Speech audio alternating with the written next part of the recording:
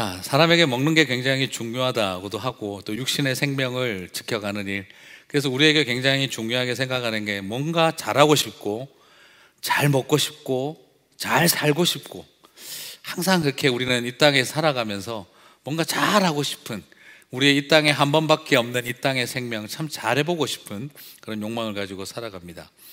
그러면서 그 마음 한구석에 가지고 있는 굉장히 깊은 두려움이 있죠. 이 육신의 장막이 무너지는 날이 오면 어떻게 할까 하는 것에 대한 두려움들이 마음속에 있습니다. 건강 때문에 무너지기도 하고 사고로 잘못될 수도 있는 거고, 또 원치 않는 급작스러운 질병으로 인하여 큰 어려움을 겪게 될 수도 있습니다. 사실 이 육신의 장막을 우리가 어떻게 잘하고 싶지만, 그러나 마음 한구석에 있는 이 두려움 때문에 우리는 항상 불안과 염려 속에 살아가게 되기도 합니다.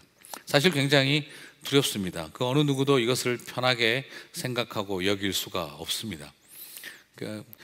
집안에 이렇게 장수하신 분들이 많아서 행복하게 그리고 천수를 다 누리고 돌아가시는 걸 보면 그래도 마음이 좀 편할는지 몰라도, 그냥 어렸을 때부터 너무 많은 죽음을 보고 자라오고 나면은요, 그것도 좀 별로 그렇게 썩 좋지도 않습니다.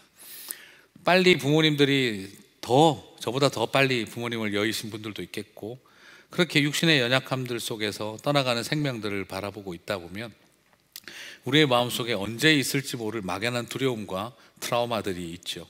어린 시절 사랑하는 친구들이 또 이렇게 사고로 그렇게 또 장례를 치르던 기억들이 아직도 납니다. 그리고 그때 그 친구를 잃어버렸던 슬픈 마음, 그리고 그때 가졌던 그 고통, 그리고 친구들과 같이 앉아서 서로 손잡고 울었던 기억들이 지금도 아직 마음속에 남아있을 정도죠. 육신의 장막은 사실은 누가 어떻게 언제 될지 알 수도 없습니다.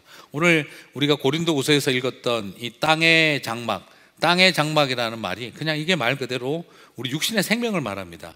집을 말하는 게 아니라, 집이라고 표현이 되어 있지만 이것은 그냥 우리의 육신의 생명, 우리의 인생, 우리의 삶, 육신의 생명을 말하는 거죠.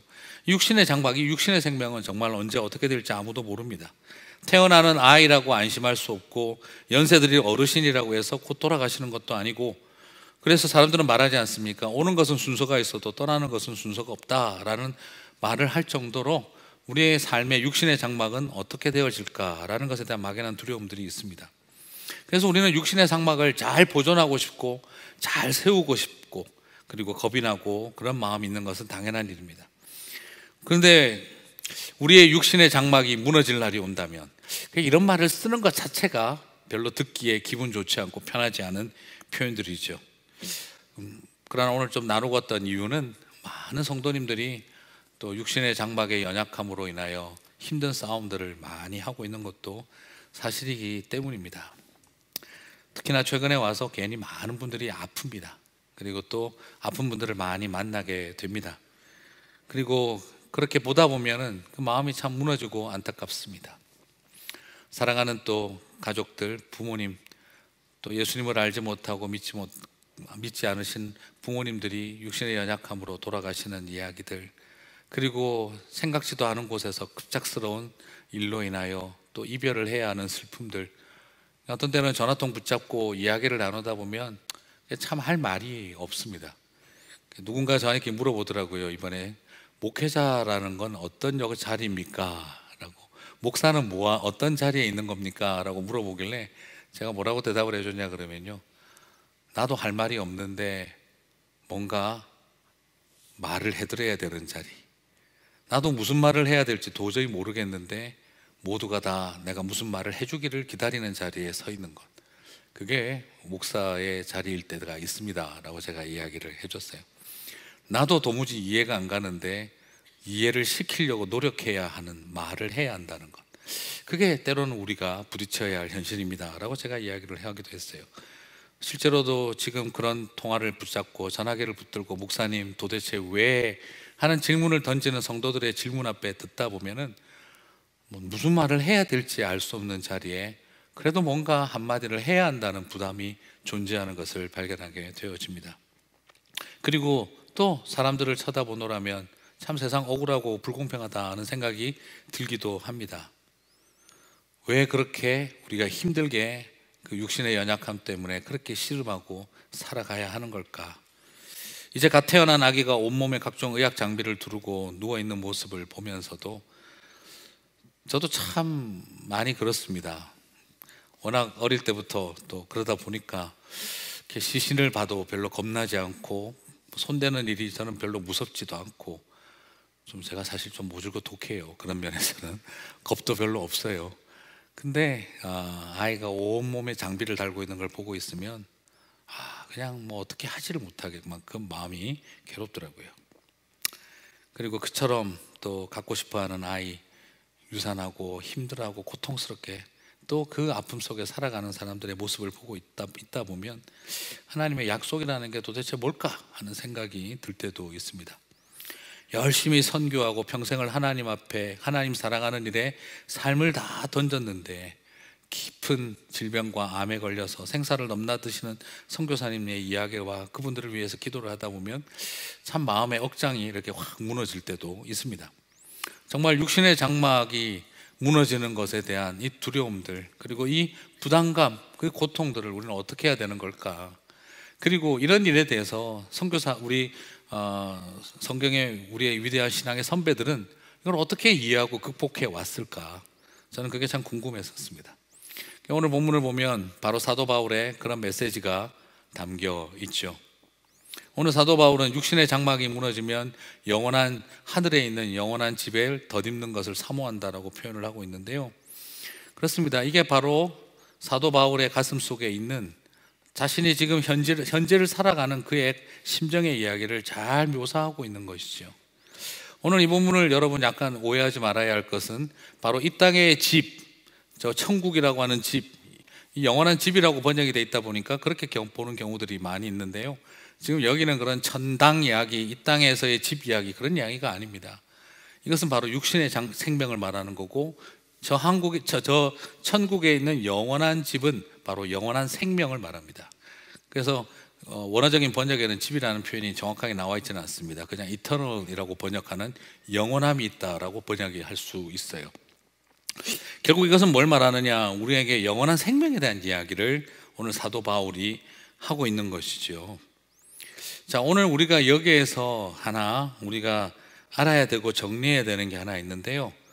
바로 우리의 삶 속에, 그리고 이걸 또 이 본문을 또 약간 오해하는 것 중에 하나는 뭐냐면, 지금 이 땅에서는 육신의 장막 속에서 살아가지만 언젠가 영원한 저 하늘에 있는 생명을 덧입는 날이 온다. 자, 지금 이 땅에서 고생 끝나고 나면 나중에 영원한 천국에서 영원한 생명을 누릴 날이 온다.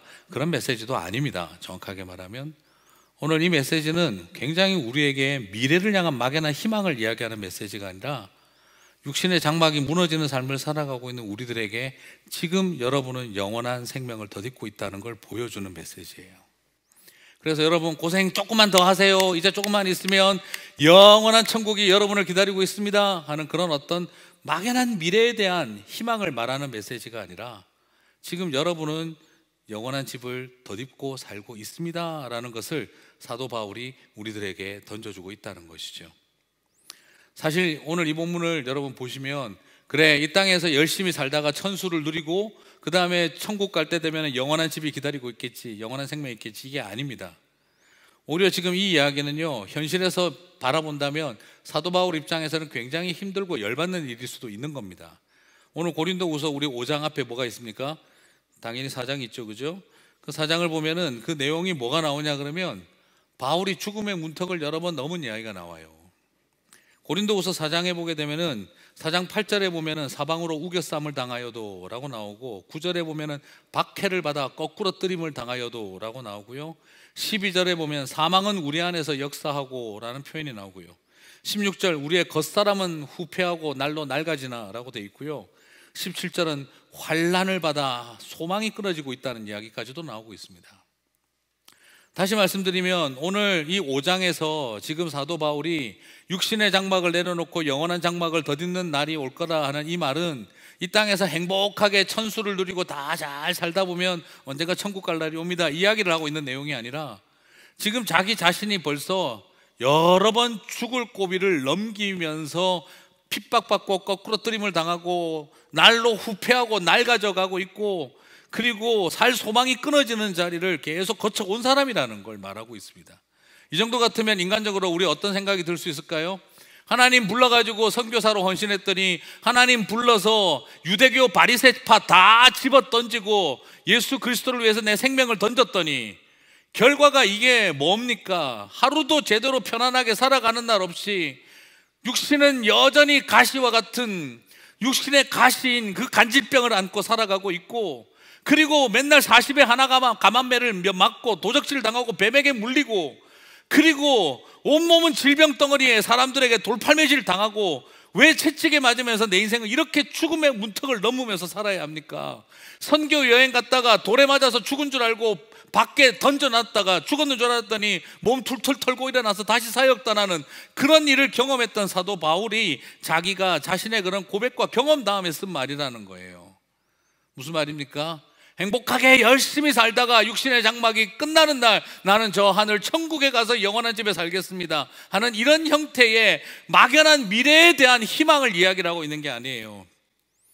그렇게 하나님 사랑하고 그렇게 주님의 나라와 교회를 위해서 뼈 빠지게 내 몸을 던졌는데 남아있는 거는 이런 핍박과 후패하고 낡아가는 내 모습을 쳐다보는 일이었군요. 그런데 그 살 소망조차 끊어진 삶의 자리 이야기 다음에 그가 5장 1절에서 끄집어내는 말이 무엇입니까? 만일 땅에 있는 우리의 장막집이 무너지면 하나님께서 지으신 집 곧 손으로 지은 것이 아니요 하늘에 있는 영원한 집이 우리에게 있는 줄 아느니.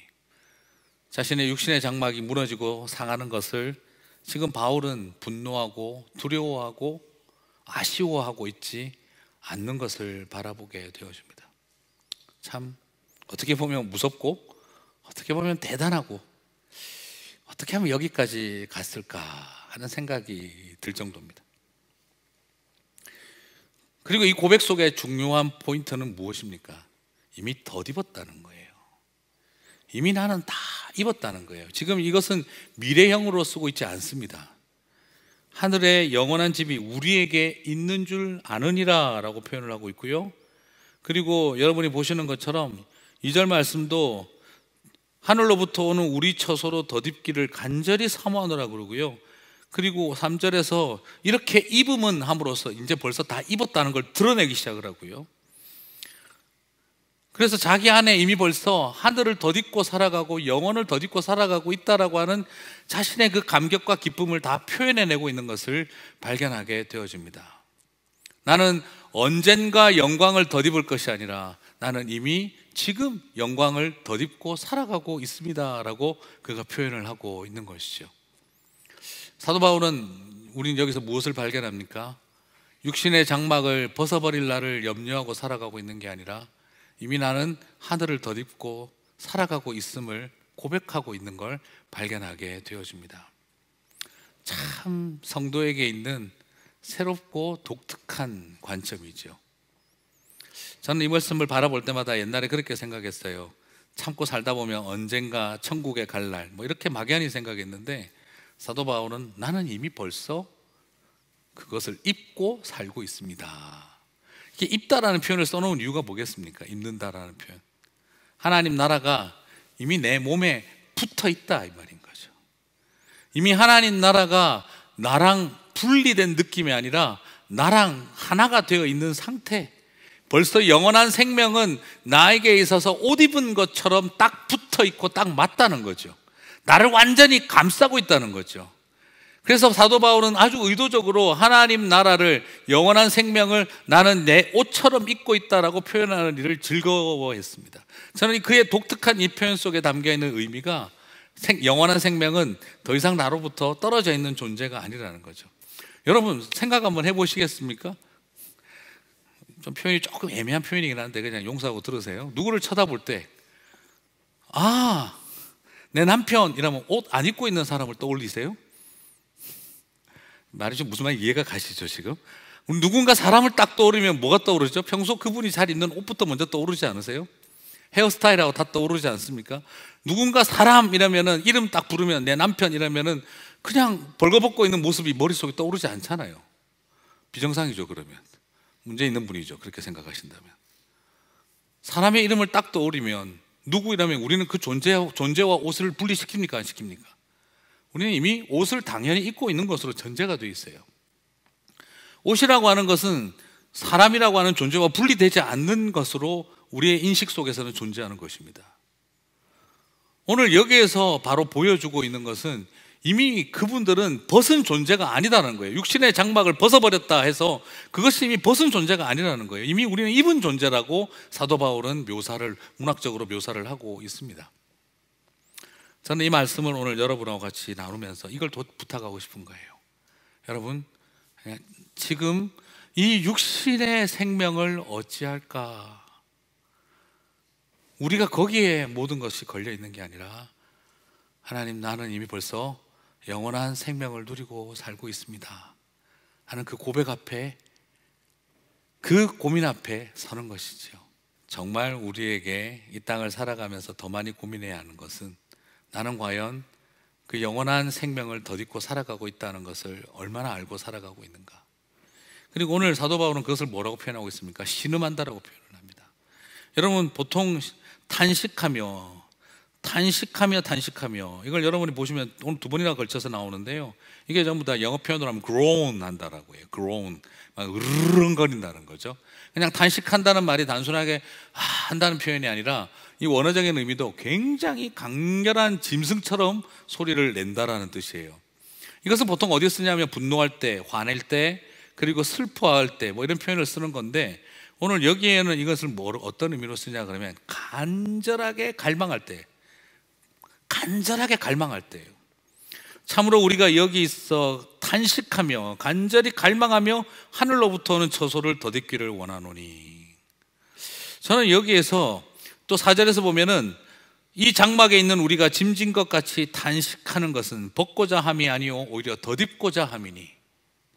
우리가 정말 탄식하는 것은 바로 뭐냐면 그 영원한 생명을 덧입는 것에 대해서 탄식을 하고 있다는 거예요. groan하고 있다는 거죠. 여기서 우리에게 중요한 도전은 바로 그것입니다. 우리는 당연히 육신의 생명을 지키기 위해서 우리는 신음하고 탄식하며 애를 쓰고 살아가고 있는데, 사도 바울은 거꾸로 우리들에게 역설적인 도전을 하고 있는 거예요. 영원한 생명을 덧입는 일을 향해서 당신의 육신의 생명을 살리기 위해서 그처럼 짐승처럼 울부짖는 것처럼 우리는 과연 내 영원한 생명을 위해서 나는 그렇게 짐승처럼 울부짖고 있는가? 사실 오늘 이 표현은 제가 아버님 투병하실 때 저에게 주셨던 메시지였어요. 아버님 암 투병하고 있을 때 제가 막 그냥 신음하며 부르짖고 기도했거든요. 저희 아버지 살려달라고 그냥 신음하고 탄식하며 부르짖고 하고 있는데, 근데 그때 오늘 우연찮게 고린도후서 말씀을 보다 이 말씀이 저한테 딱 와닿은 거예요. 탄식하며 내가 부르짖고 있는 게 뭔가. 그때 저 굉장히 깜짝 놀랐어요. 육신의 장막을 벗지 않게 해달라고 내가 그렇게 탄식하고 부르짖고 있는데, 내가 우리 아버지의 영원한 생명을 위해서 내가 그렇게 탄식하고 부르짖고 있는가. 그것에 대한 도전이 저한테 굉장히 크게 와닿았어요. 그때 왜냐하면 저희 아버지 굉장히 살아야겠다는 의지가 굉장히 강하실 때였거든요.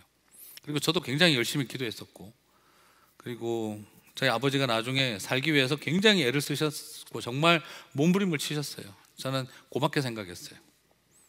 그리고 자식들을 향해 또 배우자를 향해 이렇게 내가 떠날 수는 없다, 그런 마음으로 하나님 앞에 매달리기도 했고, 저는 그게 참 저희 아버지에게 감사했어요. 근데 또 실수도 하셨어요. 이야기 들었는지 모르겠습니다만 나중에 답답하니까 기치료를 받으러 가시더라고요. 그래서 어떤 도사님하고 같이 이렇게 기 놓고 계시고 기 받고 이러고 계시더라고요. 제가 그래서 언양에 어디 딱 갔는데 그 언양 산골에 이렇게 아버지가 갑자기 거기 가 계신다고 어머니한테, 어머니 거기 왜 가셨어요? 그러니까 병주야, 너한테 내가 할 말이 아닌데 그냥 아빠가 그냥 갑자기 그 아버지가 한번 기치료라도 한번 받아봤으면 좋겠다고 갔는데 기 수련하시는 선생님, 도사구나 이러니까 도사라고 하시는 그분하고 같이 이렇게 기 받고 계신다 그러더라고요. 제가 너무 화가 나가지고 바로 뛰어갔어요. 바로 뛰어가서 그 또 기수련 받고 있는데 제가 들어갔죠. 들어가니까 저희 아버지가 이러고 앉아 계시더라고요. 제가 너무 마음이 아프고 힘들어가지고 뭐야 아버지 괜찮으세요? 그러니까 너무 이상하게 생각하지 마. 기 치료하는 것도 다 치료의 일환이야. 근데 이제 끝나고 나서 이제 보니까 근데 도사님은 어디로 가셨나요? 하니까 지금 밖에 나가셨다고. 근데 나중에 저희 때 들어오니까 막걸리 이만큼 취해서 들어오신 거예요. 그래서 탁 보더니 저를 보고 걱정하지 말라고. 저처럼 이렇게 기가 통하는 사람들은 술 이런 거 얼마든지 극복한다고. 그래서 또 탁 술 냄새 팍팍 풍기면서 흔들거리면서 하고 계시더라고요. 자기는 기가 통하는지 모르겠는데 저는 기가 막히는 줄 알았습니다. 어떻게 해야 될지를 모르겠더라고요.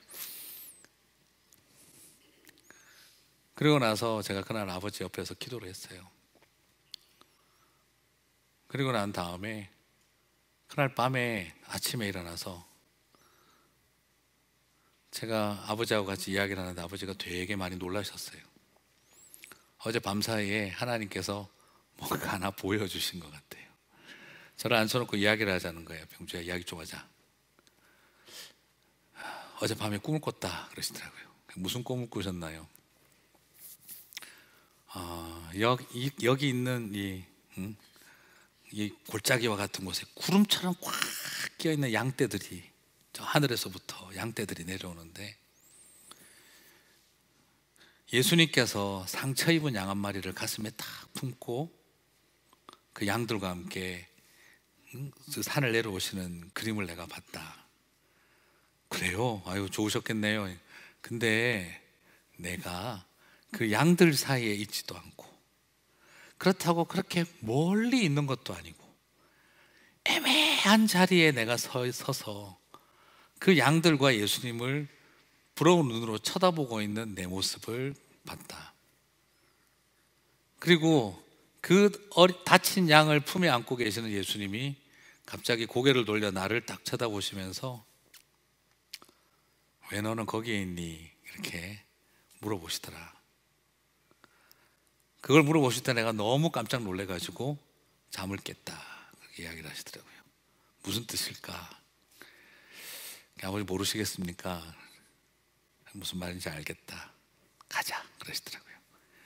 그리고 짐 다 싸고 내가 육신을 회복하고 싶었는데 내가 영혼을 잃어버리고 있었다는 생각이 든다.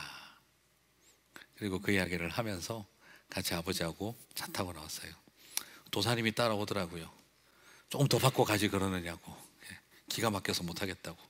그리고 그냥 와버렸어요. 저를 보고도 그러더라고요. 선생님 기감이 좋으십니다. 네, 영빨이 좋다 그러면 몰라도 기감이 좋다니요 제가. 그리고 같이 웃고 말았던 적이 있어요. 참 여러 일들이 있죠. 근데 저는 그때 하나님께서 그때 저는 이 말씀으로 저에게 굉장히 큰 도전을 주셨던 기억이 나요. 나는 무엇을 위해서 그렇게 단식하고 있느냐? 나는 무엇을 위해서 그렇게 신음하고 있느냐? 저 자신도 요즘 많이 생각을 해봅니다. 우리 막내 준영이도 오티즘으로 씨름을 하고 있고 하지만 하나님께서 그대로 제 마음속에 계속 주시는 것은 뭐냐면 무엇을 위해 신음하고 있느냐? 무엇을 위해? 오늘 여기에서도 나오는 것처럼 탄식하며 그가 나아가고자 하는 것은 오히려 그 벗고자 함에 대한 것이 아니라 덧입고자 함에 대한 갈망인데, 그래서 죽을 것이 생명에 삼킨 되게 하려 하는 것인데, 그것은 육신의 생명도 포함되겠지만 더 중요한 것은 바로 나에게 영적인 생명에 대한 가치를 절대 잃어버리고 살 수 없다는 것에 대한 그 갈망인데, 나는 어느 틈에 너무 많은 것들을 육신의 생명과 육신의 장막을 지키는 일에 내가 마음을 빼앗기고 있는 것이 아닌가 하는 생각을 그때 할 수가 있었습니다. 사랑하는 성도 여러분, 깊은 질병과 투병 속에 낫고자 하는 마음, 그리고 예수님께서도 물어보셨잖아요. 낫고자 하느냐? 그 마음은 저는 귀하다고 생각을 합니다. 그리고 우리는 같이 절대 옆에서 뭐라고 말하면 안 됩니다. 같이 기도해야 합니다. 그리고 동시에 우리가 절대 잃어버려서는 안 되는 것이 또 하나 있다고 한다면 바로 영적인 삶, 하늘의 집을 덧입는 삶, 영원함을 가슴속에 품고 사는 삶. 저는 오히려 육신의 질병이 밀려올 때에 하나님 앞에 나에게 있어서 영원한 생명은 안전한지, 나는 영원한 생명을 어떻게 붙들고 살아가고 있는지, 그 싸움을 하는 일을 절대 내려놓지 맙시다 라고 부탁을 드리고 싶습니다. 더 걱정해야 하고 더 우리가 소망해야 하는 것은 바로 생명이 죽음을 삼키는 것에 대한 경험입니다. 바로 영원한 생명이 육신의 생명과 죽음을 삼키는 것을 보는 일이라고 저는 믿습니다. 물론 맞습니다. 우리의 살아가는 사람들이 다 영원한 생명을 다 알고 살아가는 것은 아닙니다. 힘들고 어려울 때도 있을 겁니다. 그러나 우리 안에 포기하지 않고 붙잡았으면 하는 것은 그 영원한 생명에 대한 갈급함과 그것을 향한 단식하는 삶, 그 단식을 잃어버리지 않는 삶, 그것이 우리에게 굉장히 많이 필요하리라고 생각을 해봅니다. 근데 믿음의 조상으로 우리는 아브라함을 보지 않습니까? 아브라함의 할아버지는 어떻게 됐을까? 우리 다 모르겠습니다. 근데 중요한 건 하나님께서 우리에게 힘들고 슬프지만 어떤 터닝 포인트가 일어날 때, 새로운 시작을 일어날 때 거기에 새로운 시작의 출발점은 피할 수 없는 그 죄의식을 가슴에 안고 살아가는 게 아닐까 싶습니다. 아브라함도 얼마나 답답했으면 아버지 모시고 거기까지 갔겠습니까? 그렇지만 다 우리가 보지 못할, 우리가 짊어져야 할 죄의식이 있지 않겠습니까? 그리고 우리 안에 해결되지 않는 질문들이 결국엔 가슴속에 있는 거 아니겠습니까? 그래서 하나님께서 아브라함에게 약속하신 것은, 아버지 때문에 힘들어하고 모시고 떠났던 그 아브라함에게 하나님 약속하신 게 뭐였습니까? 자손에 대한 약속이었습니다. 그래서 아버지, 우리가 조상에 대한 안타까움이 있지만 후손에 대한 약속을 붙잡았으면 좋겠습니다. 제 아버님하고 그렇게 이야기 나눴었습니다. 믿음의 시작의 첫 출발로서 우리가 짊어져야 할 피할 수 없는 그 삶의 고통과 죄의식은 있습니다. 그러나 하나님의 새로운 시작을 하기 위해서 우리에게는 단절이 필요할 수밖에 없었던 것 같습니다. 그래서 하나님은 아브라함에게 후손에 대한 약속, 자손에 대한 약속을 하시지 않았나 싶습니다. 그러므로 인도하지 못한 조상에 대한 안타까움보다도 우리는 인도해 가야 할 후손들의 영원한 생명에 대해서 탄식해야 될 것 같습니다. 사랑하는 성도 여러분, 우리에게 끊임없는 단식해야 될 싸움들이 있습니다. 저 자신도 마찬가지의 싸움을 해야 했고 지금도 하고 있는 것 같습니다. 그러나 오늘 주님께서는 저와 여러분 모두에게 그 위로를 주실 줄 믿습니다. 그래서 지금 이 땅에서도 사랑하는 성도 여러분, 영원한 생명을 단식하시기를 바랍니다.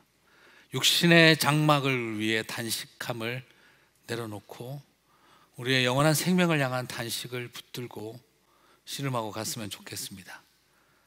하나님이 원망스러울 때도 있습니다. 왜 그 고생하고 결과가 이겁니까?